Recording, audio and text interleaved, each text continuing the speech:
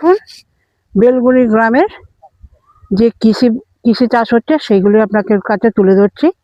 এইখানে দেখুন ছাগল চড়ে বেড়াচ্ছেন। ইনি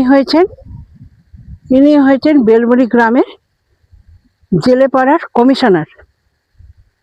দেখেছেন কত সাধারণ জীবনযাত্রা। আপনার নাম কি?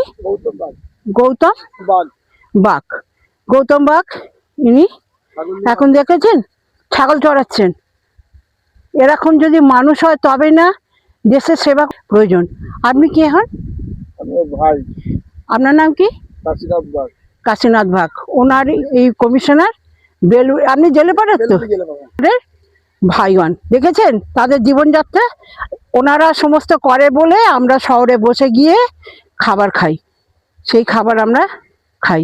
দেখেছেন এনারা ছাগলও চড়ায়, চাষ করেন, সব কিছুই করেন প্রায়। এরকম দেখছেন, ওই দেখুন জমিতে জলও দিচ্ছেন। নমস্কার নেবেন, ভালোবাসা নেবেন।